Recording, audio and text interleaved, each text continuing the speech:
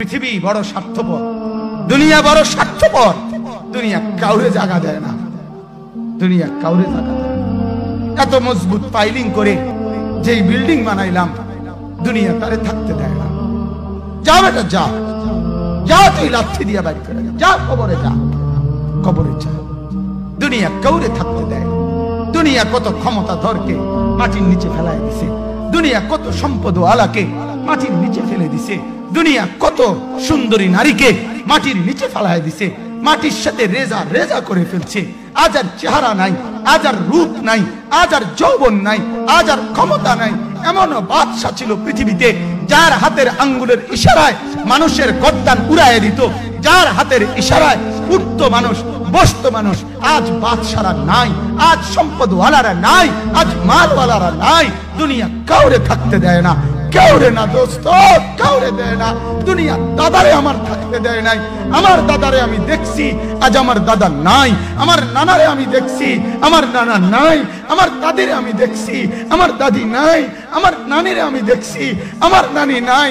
আমার বাবারে আমি দেখছি, 14 লক্ষ টাকা বাবার পেনশনের আমি সব ডাক্তারের পিছনে খরচ করে ফেলছি, বাড়ির ফসলের জমি বিক্রি করে ফেলছি। আমার বাপ যেন না মরে বারবার বারবার হসপিটালে নিছি, কিন্তু দুনিয়া আমার বাপকে থাকতে দেয় নাই। আমার বাপ কবরে চলে গেছে, দুনিয়া কাউরে থাকতে দেয় না, কাউরে না, কাউরে না, কাউরে না, কাউরে না। আমার বাপ দুনিয়া কাউরে থাকতে দেয় না। তুমি থাকবা না, তুমি থাকবা না। দুনিয়ার ধোকায় পড়ো না বাপ, দুনিয়ার ধোকায় পড়ো না। মাকে বুঝান, আজ মারা বেসামাল হয়ে গেছে, আজ বোনেরা বেসামাল হয়ে গেছে, বেপরদার উৎসব তুলে দিছে। এটা যেন আল্লাহর সাথে যুদ্ধ করছে। আল্লাহ করো না, না তুমি আরো কিছু দাও, আমরা বেপরদিকে ছাড়বো না। যুবক ছেলেগুলো যেন বলতেছে, আল্লাহ তুমি করোনা দেওয়ার চাই দাও। অশ্লীল ছবি দেখা, ফেসবুকে নর্তকী দেখা আমরা ছাড়বো না। দেখি তুমি কি করতে পারো, তুমি যা করার করো। দোকানদার ব্যবসায়ীরা হারামের লেনদেন করা বন্ধ করছে না, সুদখোর সুদ ছাড়ছে না, ঘুষখোর ঘুষ ছাড়ছে না, নাফরমান আর জিনাকার ব্যভিচারী এরা কেউ কিছু ছাড়ছে না। বেহায়ার বেপর্দা নারী তার অশ্লীলতার বেহায়াপনা ছাড়ছে না।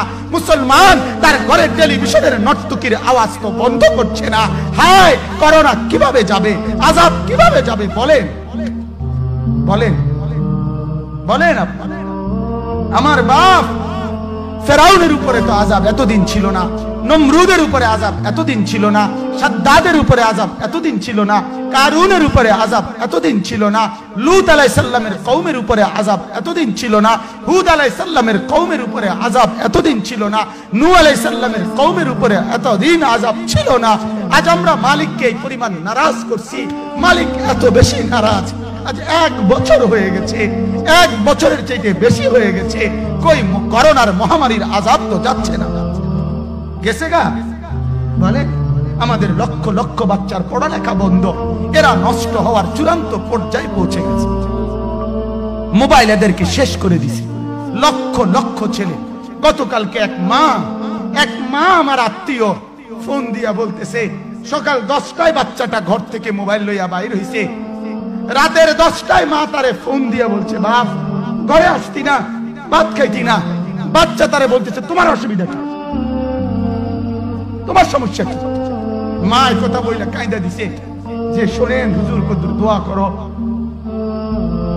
এক বাচ্চা, এক ছেলে, সে যদি তার মাকেই কথা বলতে পারে, তার মানে গুনাহ তারে এত মজা দিয়া দিছে, ফেসবুক তারে এত মজা দিয়া দিছে, ইউটিউব তারে এত মজা দিয়া দিছে, নর্তকী তারে এত মজা দিয়া দিছে, গুনার দৃশ্য তারে এত মজা দিয়া দিছে, সে মাকে ধমক দিচ্ছে। রাত 10টা বাজলে কি হইছে, রাতের 3টা পর্যন্ত দেখলে তোমার সমস্যা কি? আমার আখিরাত আমি নষ্ট করলে তোমার অসুবিধা কি?